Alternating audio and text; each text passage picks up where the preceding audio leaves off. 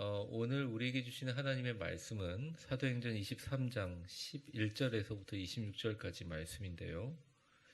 제가 대신하여 봉독하겠습니다. 제가 가지고 있는 성경 228쪽, 229쪽 되겠습니다. 11절부터 봉독하겠습니다. 그날 밤에 주께서 바울 곁에 서서 이르시되 담대하라. 내가 예루살렘에서 나의 일을 증언한 것 같이 로마에서도 증언하여야 하리라 하시니라. 날이 새매 유대인들이 당을 지어 맹세하되 바울을 죽이기 전에는 먹지도 아니하고 마시지도 아니하겠다 하고 이같이 맹세한 자가 40여 명이더라. 대제사장들과 장로들에게 가서 말하되 우리가 바울을 죽이기 전에는 아무것도 먹지 않기로 굳게 맹세하였으니 이제 너희는 그의 사실을 더 자세히 물어보려는 척하면서 공회와 함께 천부장에게 명하여 바울을 너희에게로 데리고 내려오게 하라. 우리는 그가 가까이 오기 전에 죽이기로 준비하였노라 하더니 바울의 생질이 그들이 매복하여 있다 함을 듣고 와서 영내에 들어가 바울에게 알린지라. 바울이 한 백부장을 청하여 이르되 이 청년을 천부장에게로 인도하라. 그에게 무슨 할 말이 있다 하니 천부장에게로 데리고 가서 이르되 죄수 바울이 나를 불러 이 청년이 당신께 할 말이 있다 하여 데리고 가기를 청하더니이다 하매 천부장이 그의 손을 잡고 물러가서 조용히 묻되 내게 할 말이 무엇이냐 대답하되 유대인들이 공모하기를 그들이 바울에 대하여 더 자세한 것을 묻기 위함이라 하고 내일 그를 데리고 공회로 내려오기를 당신께 청하자 하였더니 당신은 그들의 청함을 따르지 마옵소서. 그들 중에서 바울을 죽이기 전에는 먹지도 않고 마시지도 않기로 맹세한 자 40여 명이 그를 죽이려고 숨어서 지금 다 준비하고 당신의 허락만 기다리나이다 하니 이에 천부장이 청년을 보내어 경계하되 이 일을 내게 알렸다고 아무에게도 이르지 말라 하고 백부장 둘을 불러 이르되 밤 제3시에 가이사라까지 갈 보병 200명과 기병 70명과 창병 200명을 준비하라 하고 또 바울을 태워 총독 벨릭스에게로 무사히 보내기 위하여 짐승을 준비하라 명하며 또 이 아래와 같이 편지하니 일러스되 글라우디오 루시아는 총독 벨릭스 각하에게 문안하나이다. 아멘.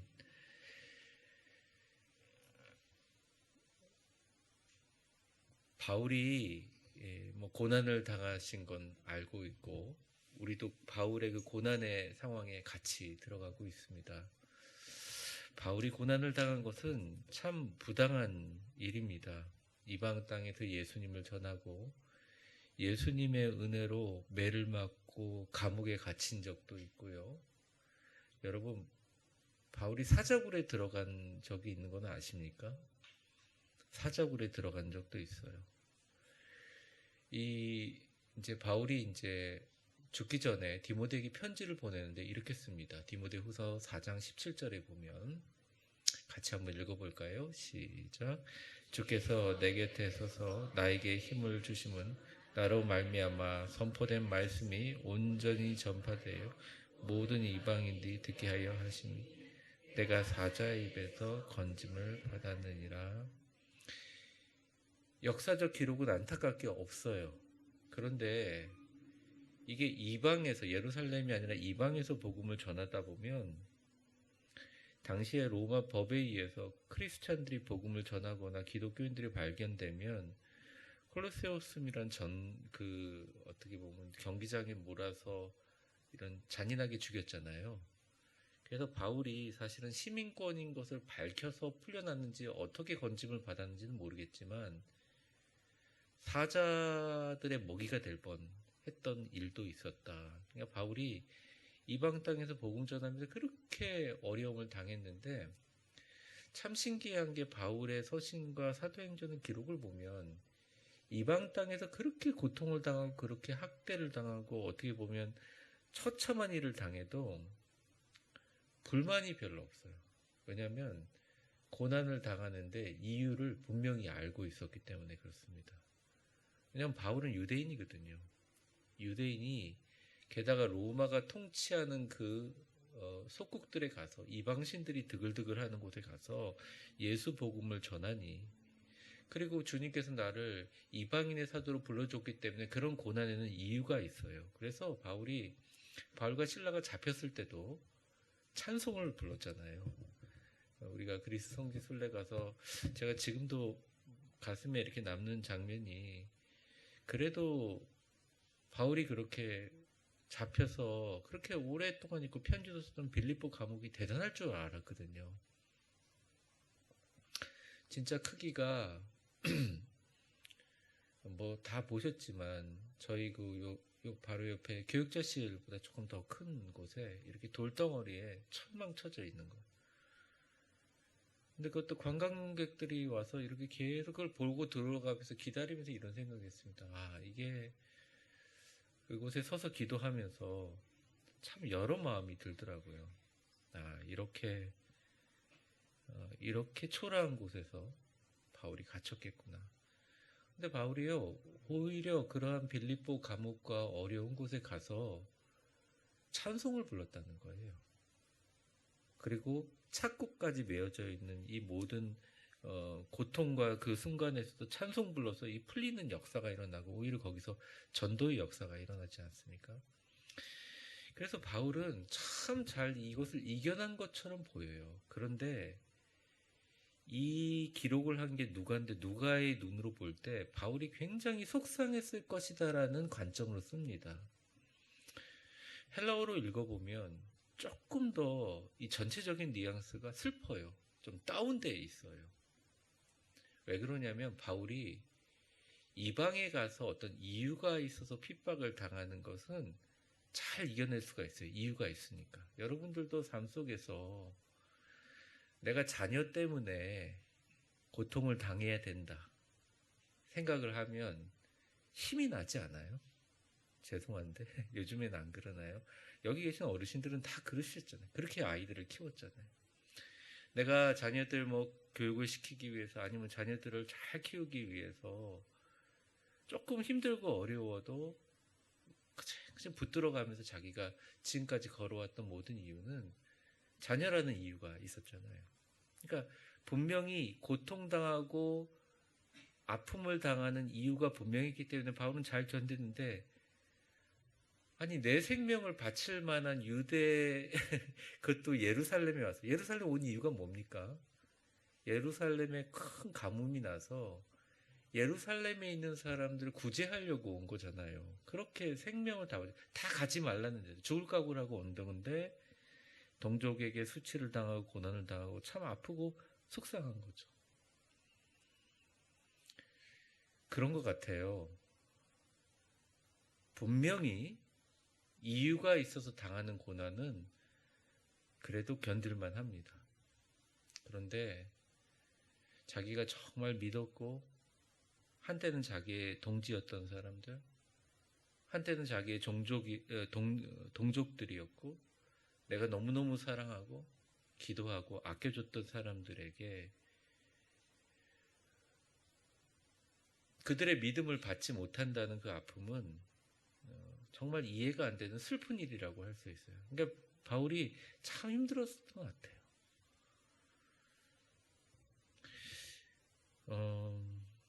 네. 저도 한 10,000분의 1 정도는 이해를 하는 것 같습니다. 오히려 처음부터 막 그런 분들보다 진짜 믿었고, 진짜 사랑했고, 진짜 마음을 줬던 이 이스라엘 예루살렘 동족들에게 이런 일을 당하니까 속상했을 거예요, 바울이. 굉장히 속상해합니다.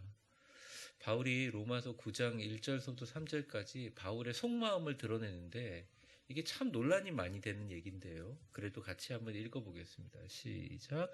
내가 그리스도 안에서 참말을 하고 거짓말을 아니하노라. 나에게 큰 근심이 있는 것과,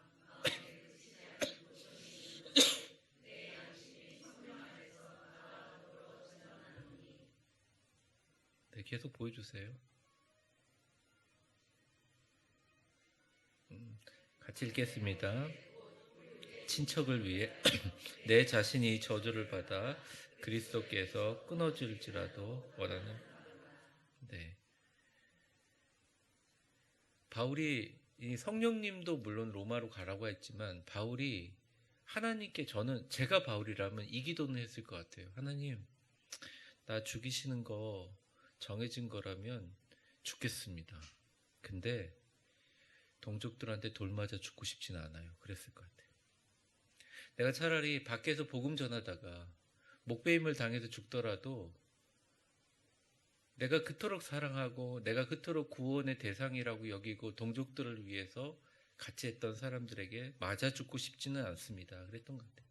그래도 지난주에 바울이 머리가 좋은 사람이니까 사두개인과 바리새인들을 어떻게 보면 이간질하는 질문들을 툭 던졌잖아요.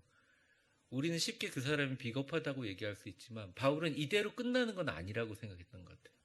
왜냐하면 바울이요, 대제사장 아나니아의 그 계획에 따라 크리스찬들을 잡아 죽이는데 1등 공신이었다니까요. 바울이 자기가 얘기하잖아요. 자기는 죄인들의 괴수다. 사람을 어떻게 잡아 죽이는지 알고 있었던 사람이에요. 똑똑한 사람이에요.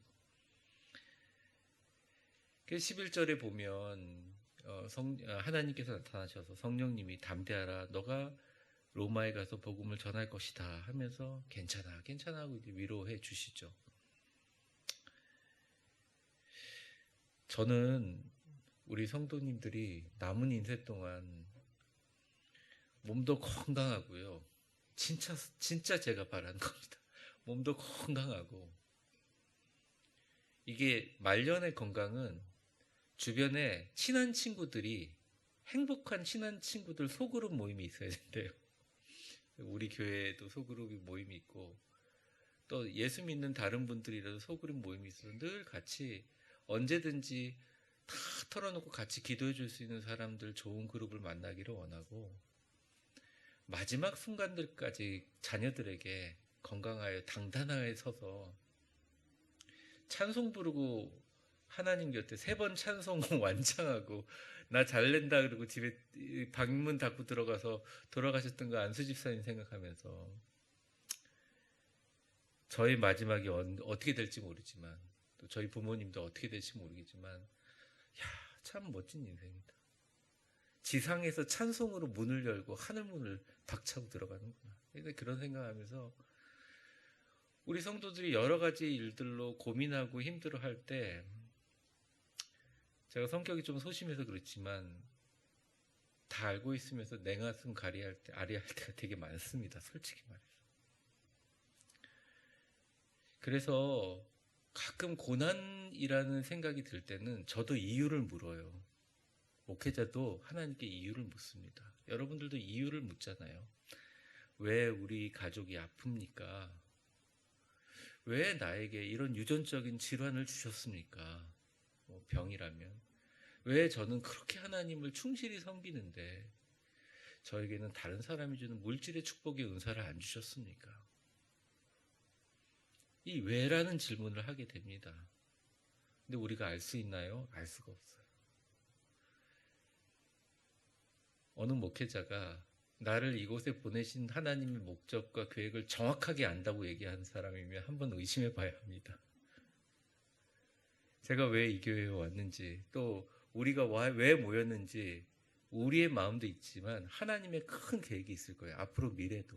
우리는 알 수가 없다는 거예요. 그게 사실 겸손한 마음이고 맞는 말이에요. 하나님의 뜻이 계시겠죠. 근데 우리가 알아야 될 게 하나 있는 게, 정확한 것은 내일의 주관자인 하나님은 실수하지 않는다는 거예요. 여러분들을 여기에 보내신 이유도, 그리고 하나님이 앞으로 우리의 인생을 어떻게 이끌어 주시는 모든 것도 하나님은 절대 실수하지 않으십니다. 이 성경을 읽어보면요, 이유를 잘 설명을 해주지 않아요. 답답합니다. 제가 교회에서 그렇게 기도하고 간구했던 권사님 돌아가셨을 때 딱 마음이 이런 마음이 들더라고요. 한 3일간은 밖으로 나오고 싶지를 않대. 그런데 장례를 집례해야 되니까. 권사님이 영정사진이 없어서 영정사진을 찾으면서 그때 제가 들었던 생각들은 여러 가지 생각들이 많이 들었어요. 이유라도 좀 가르쳐 주셨으면 좋겠다는 생각이 들더라고요. 그래서 성경을 읽었어요. 어쨌든 이유를 찾아서 성도들한테 얘기해 줘야겠다. 나는 부족하고 연약하지만 연구하든지 어떻게든지 뭐든지 실마리라도 줘서 내가 장례식 때 그 말씀이라도 좀 전해줬으면 좋겠다 이랬는데, 성경은 참 고난의 이유를 설명하지를 않더라고요. 목회자가 성도들이 아프고 힘들 때 이유를 탁탁 설명해 주면 얼마나 좋겠습니까? 근데 이유를 설명해 줄 수가 없어요. 이분은 복을 받아도 1000번 만번 받아야 될 분인데 왜 그러신지 잘 모르겠어요. 사실 목회자로 저도 잘 모르겠어요. 이게 솔직한 말입니다. 바울도 그러지 않았을까 생각해요. 우리가 이유가 있는 고난은 이길 수 있어요. 근데 도대체 교회가 더 하나가 되고 더 기도해야 되고 더 하나님 은혜 안에서 정결하고 순결하게 나아가려고 하면 알 수 없는 이유의 고난들이 생길 때가 있어요. 참 신기하게 그동안 신앙생활 열심히 하지 않다가 내가 한번 기도 좀 열심히 해보겠다 그러면 기도 열심히 하는 것을 막을 수 있는 여러 가지 핑계들과 이유들이 생겨요. 그래서 많은 분들이 절망하고 하나님과의 채널을 닫아버리는 분들이 계십니다. 그런데 오늘 본문의 말씀은 그냥 바울에게 담대하라 그래요. 그럼 뭐라고 하냐면 넌 로마에 갈 거다. 그런데 경로를 설명 안 해줍니다. 너가 어떤 길로 무슨 배를 타고 어떻게 감옥에 나와서 갈지를 가르쳐 주지 않습니다. 당시에 로마로 가는 길은 절대 쉽지 않아요. 아무나 들어갈 수 있는 제국도 아니었고 로마에 가봤자 길거리에 있는 사람들한테 복음을 전해봐야 퍼지지도 않을 뿐더러 하나님의 계획들은 알 수가 없는 거예요. 명확한 비전의 큰 그림은 제시하지만 자세한 경로를 알려주지 않는 것이 신앙생활의 가장 큰 맹점이기도 하지만 이것을 통해서 우리는 뭘 배우느냐? 순종과 믿음을 배웁니다. 수많은 비판과 의심과 생각과 질문이 우리를 향한 하나님의 뜻이 아닌 내 근심대로 살게 만들지만 그럼에도 불구하고 오늘 수요예배 나와서 예배하시는 분들에게 하나님은 무엇을 주시냐? 순종하게 하시고 믿음을 주시고 하나님을 바라보게 하신다는 거예요. 그게 신앙의 신비고 그게 우리가 죽을 때까지 배워가야 할 것입니다. 마지막 순간을 맞이하는, 제가 이제 교회 시작하면서 기도합니다. 하나님 정말 제가 임종 예배 좀 안 드리게 해주세요. 이전의 교회에서 너무 많이 드려가지고. 근데 하나님이 제가 그런 기도에 들어주셔서 참 우리 교회에서는 그런 경우는 많이 없었지만 정말 신앙심이 단단하고 이분만은 정말 단단할 거라고 하시는 분들이 마지막 죽음의 순간에 같이 의식이 있을 때 손을 잡고 기도를 하게 되면 생각보다 얼마나 두려움에 사로잡혀 있는지 몰라요. 그러니까 우리의 인생이라는 게 굉장히 대단한 것 같지만 짧은 우리의 인생의 마지막이 돌아오면 그때 시험이 끝나느냐? 아니요. 마지막까지 우리는 하나님이 우리와 함께 계시다는 믿음, 하나님이 함께 계시다는 말씀에 순종하는 것을 배우면서 그 과정을 걸어가게 된다는 것입니다. 예수님의 십자가는 하나님의 놀라운 역사이기도 하고 우주 구원의 놀라운 신비인데 악한 사람들의 입장에서 봤을 때는 다르죠. 가야바와 안나스, 바리새인들과 서기관과 심지어는 헤롯 당까지 몽땅 합세해서 만든 최고의 걸작품이, 예수님 못 박아 죽였을 때 환호성을 질렀을 것입니다. 그러나 나중에 결과가 어떻게 됐어요? 그게 아니었잖아요. 그 복음의 씨앗이 퍼져서 위대한 하나님의 역사가 일어났지 않습니까? 그래서 여러분, 제가 힘 빠지라고 이런 말씀을 드리는 게 아니라 정말 힘내라는 말씀 드려요. 왜냐하면 아무것도 보이지 않고 내가 할 수 있는 것은 감사와 겸손과 믿음과 순종밖에 없는 내 자신이 무력하고 부족한 사람이 아니라 하나님이 여러분 같은 사람들을 통해서 이 땅의 작은 교회, 큰 교회 하나님의 나라를 확장시키고 계신다는 것을 잊지 마셨으면 좋겠어요. 제가 선교 뉴스를 보는데 엊그저께인가요? 멀쩡한 인도네시아 나라에서 113명의 마을 주민들, 기독교인들만 불태워 죽였어요. 진짜 이 멀쩡한 일들이 그냥 되어 있는 그게 회교도 국가잖아요. 저희가 그리스 선교 갔을 때 첫날을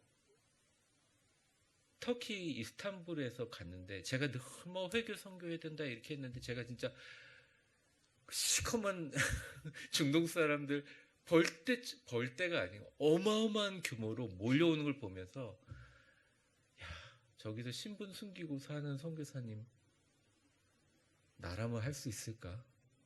나라면 1분이라도 그들 앞에 서서 얘기할 수 있을까? 어마어마한 압도적인 그런 것들입니다. 근데 그분들이 전혀 순종할 수 없는 상황에서 순종하는 한 사람 때문에 거기도 복음의 씨앗이 퍼지고 있는 거예요. 그러니까 여러분들이 진짜 귀한 분들이라는 거죠.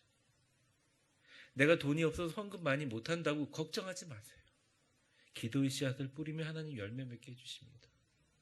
내가 고통당하는 이유를 몰라가지고 하나님 왜 이런 일이 나에게 일어나냐고 몸부림치느라고 내가 기도 조금 해서 내가 뭐 직분자인데 기도 조금 해서 너무 힘들다 막 죄책감에 빠지지 마세요. 그럼에도 불구하고 엎드려서 주님 우리 교회 부르는 순간 하나님이 듣고 계세요.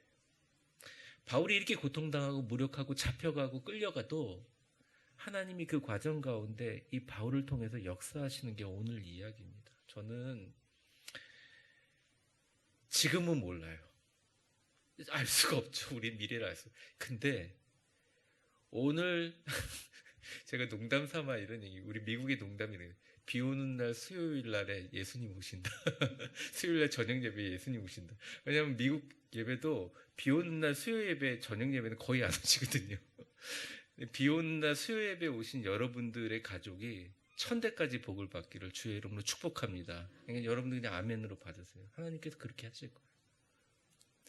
하나님께서 사람들보다 주님 앞으로 기도로 만나게 하시는 사람들이 끝까지 힘들고 어렵고 손해보는 거하고 불합리하게 하지만 그 믿음을 붙들면 하나님께서 지켜주신다는 것입니다. 다시 지난주로 한번 돌아가겠습니다. 바울을 합법적으로 죽이려고 했는데 실패했죠. 그러니까 어떻게 해야 되겠습니까? 불법적으로 죽여야 될 거 아닙니까? 요세푸스 역사 기록에 보면 이 아나니아라는 선지자는 엄청 잔인한 사람이었다고 해요.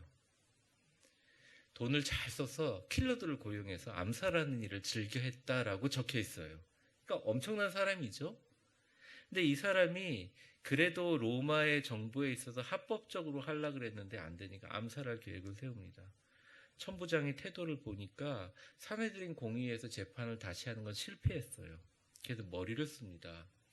일단 40명의 암살단들을 고용해요. 그리고 많은 사람들 세우는 데서 그 암살단들이 자기가 돈을 줘서 죽이는 게 아니라 자기들이 정말 유대의 율법과 유대교를 지키기 위해서 죽이는 것처럼 자기 앞에서 말을 하게 해서 증명하게 합니다.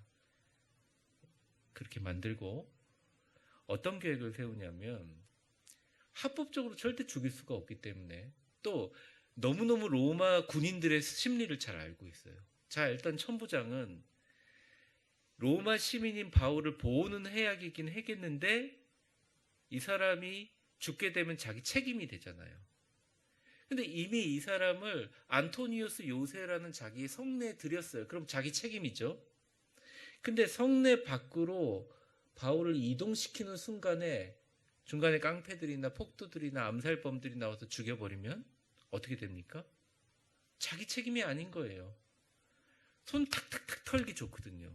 나중에 이 천부장의 이름이 나옵니다. 이 사람이 정말 정치적으로 뛰어난 사람이었대요. 뇌물도 잘 주고. 그런데 그래서 뭐라고 했냐면 이제 계획이 쭉 나옵니다. 12절과 13절 한번 보여만 주세요. 12절, 14절. 네, 이렇게 맹세하죠. 13절 한번 보여주세요. 40명이었다 말씀이죠. 자, 14절을 한번 같이 읽어보겠습니다. 14절 시작. 대제사장과 장로들에게 가서 말하되 우리가 바울을 죽이기 전에는 아무것도. 자, 15절 읽겠습니다. 이제 너희는 그의 사실을 더 자세히 물어보려는 척하면서 공회와 함께 천부장에게 청하여 바울을 너희에게로 데리고 내려오게 하라. 우리는 그가 가까이 오기 전에 죽이기로 준비하였노라 하더니. 그러니까 이게 사람이 뭘 죽이려고 하니까 사내들인 공회에는 로마법에 의해서, 그러니까 이 로마법이 그리스법에 의한 건데 항상 3심제 재판, 그게 그리스에서 나온 거예요. 민주주의 시작인데. 근데 로마도 그렇거든요. 그러니까 이제 로마의 법을 악용한 겁니다. 다시 데려와서 우리가 한 번 더 신문하겠다. 근데 데려올 때 많은 사람이 데리고 오지 않아요. 기껏해야 병졸 한 2명 해가지고 수갑 채워가지고 바울 데리고 왔지 않습니까? 근데 딱 이동하는 순간 40명 매복해겠다, 칼로 죽이든지 어떻게 죽이겠다고 딱 결심을 한 거죠.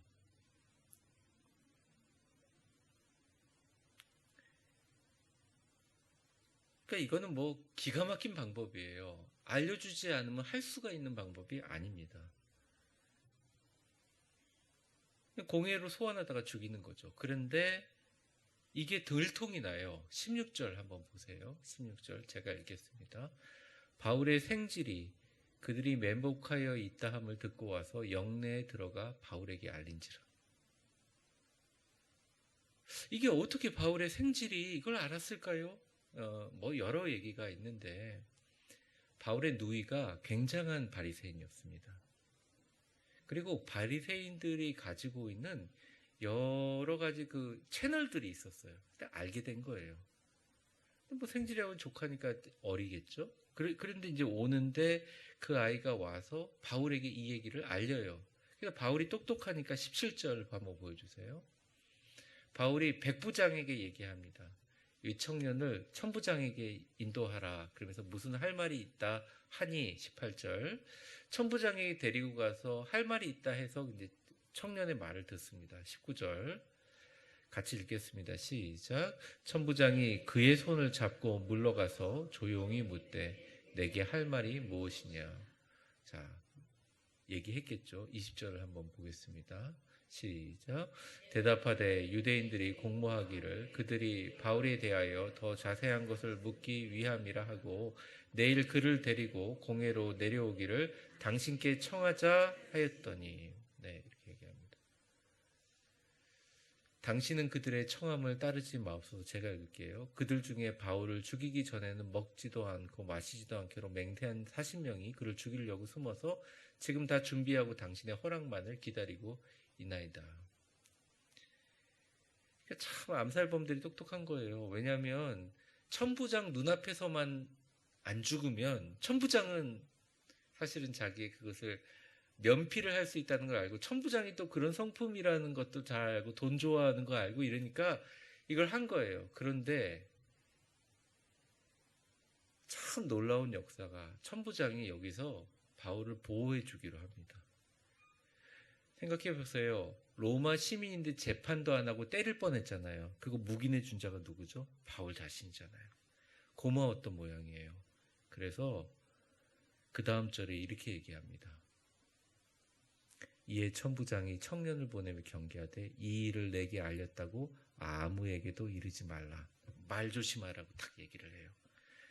왜냐하면 천부장이 진짜 이 상황들에 대해서 알리게 되면 오히려 더 커지니까 조용히 하라 라고 얘기합니다. 잔인한 아나니아의 대제사장 아나니아의 성격과 이 유대인들을 소동에 미루어서 완전히 이걸 신뢰한 거죠. 참 하나님이 오묘하게 전권적으로 이 일을 하세요.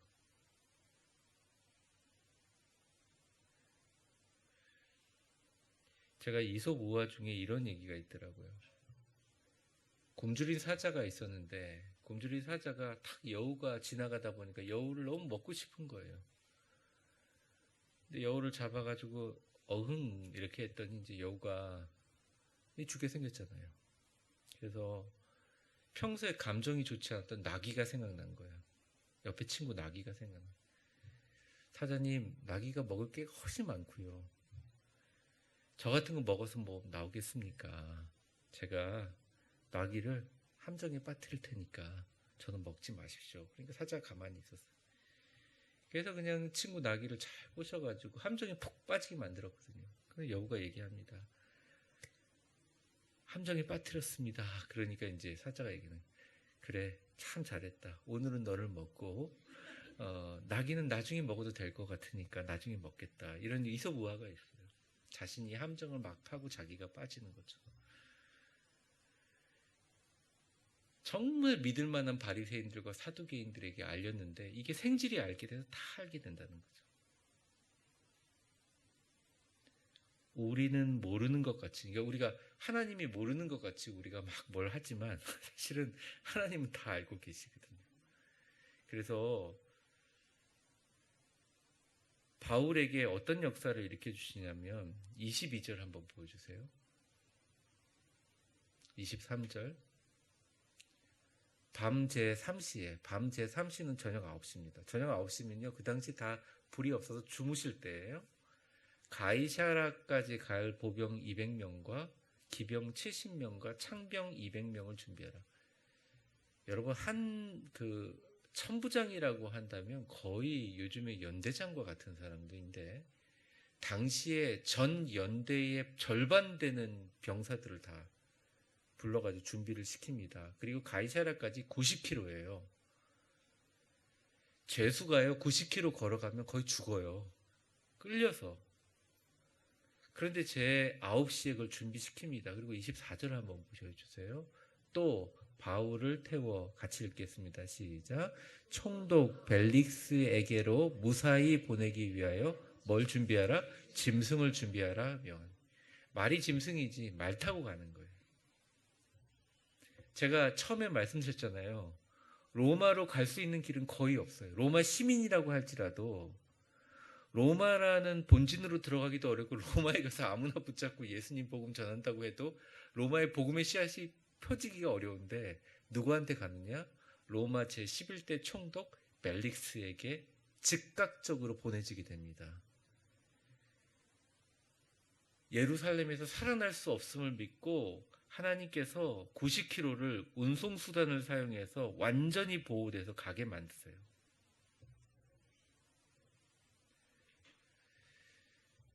참 돌아보면 삶의 순간순간이 너무너무 감사하고 행복한 것이 많았어요. 저는 너무 기쁘고 감사한 게 많았어요.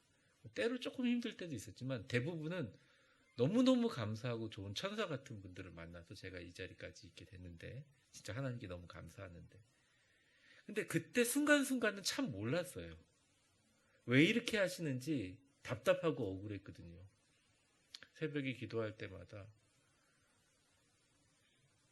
목회자니까 하나님께 크게 원망할 수는 없고 가슴을 앓으면서 이렇게 하실 수밖에 없냐고 울부짖을 때가 많았거든요. 근데 이게 오래 걸리지 않고 조금만 지나고 보면 하나님이 이렇게 인도하심이 보여요. 하나님은 한 번도 틀린 적이 없고 한 번도 하나님 틀리신 적이 없고 오르셨다. 하나님은 절대 실수하지 않아요. 하나님이 바울을 보고 성령이 이르러서 두려워하지 말고 담대하게 복음을 전하라. 네가 이 복음을 전하는 것을 로마에서도 전하게 할 것이다.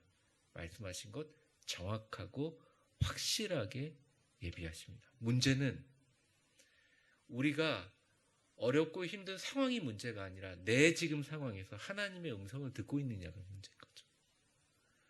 오늘 저녁 여러분들 이 예배당이면 너무 좋고 또 이 예배당을 떠나서라도 여러분이 진짜 기도하는 하나님의 그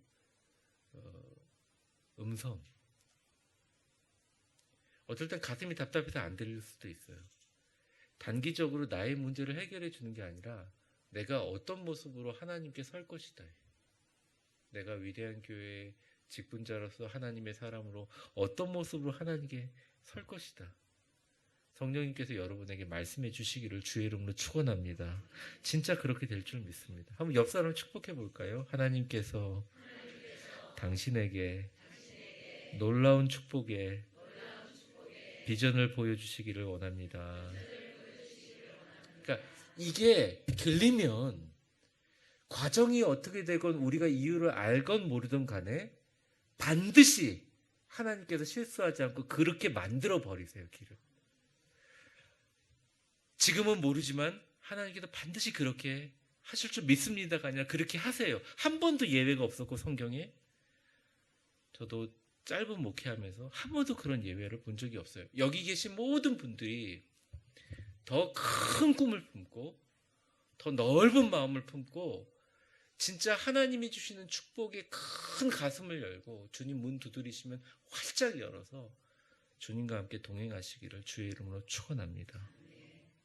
인간의 방법이나 술수로 계획하고 획책하는 일들이 자기들끼리 모여서 뭔가 이루는 것 같지만 절대 그렇지 않습니다.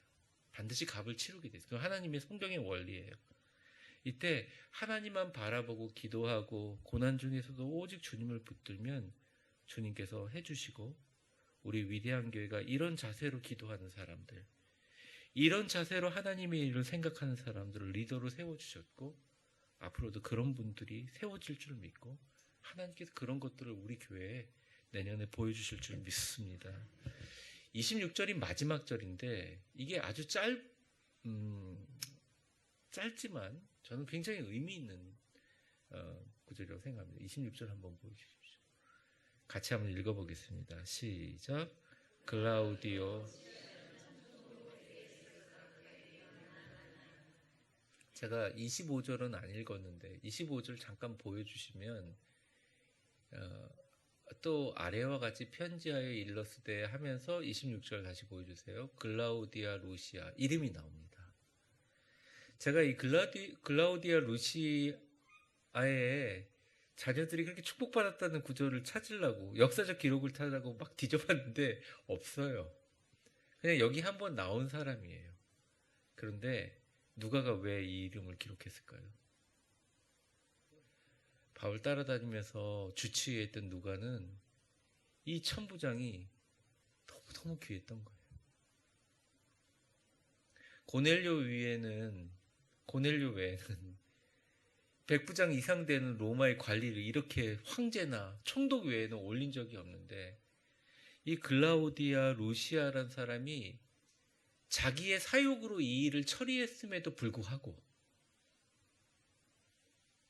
글라우디아 루시아는 벨릭스에게 칭찬받고 싶었던 거예요. 나중에 이제 다음 주에 나오겠지만 내가 로마 시민 잘 보호해서 옮깁니다 라고 칭찬받기 위해서 승진하기 위해서 이런 일을 했지만 그럼에도 불구하고 하나님의 사역에 동참하는데 하나님께서 이 악한 자를 들어서 도구로 사용하시는.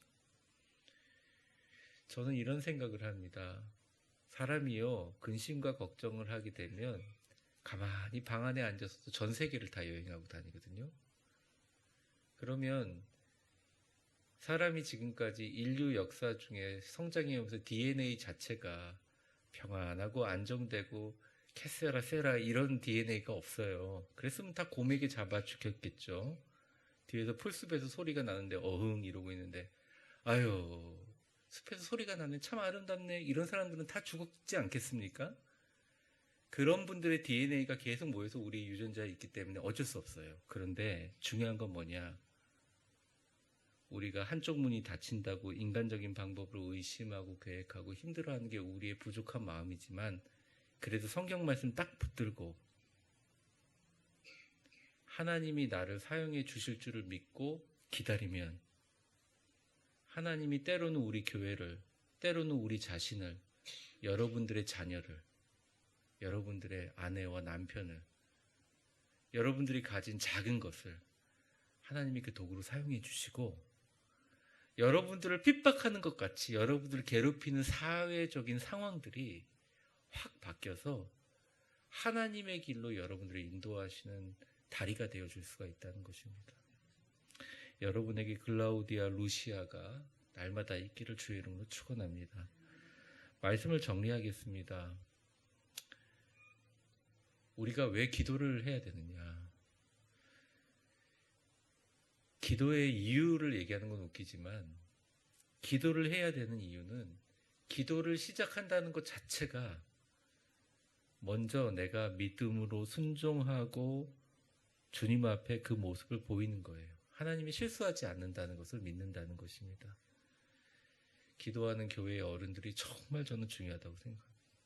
사실 그분들의 기도로 우리 교회가 영적 기초가 세워지고 하나님께서 함께 하시고 능력으로 세워주신 줄 믿습니다. 우리 교회 시작할 때 많은 분들이 꿈 많이 꾸셨다는 얘기를 들었어요. 왜 이렇게 꿈을 많이 꾸셨는지 막 사람들이 몰려오는 꿈서부터 황금마차 꿈서부터 저는 깜짝 놀랐어요. 황금빛 성서부터 물고기 그림서부터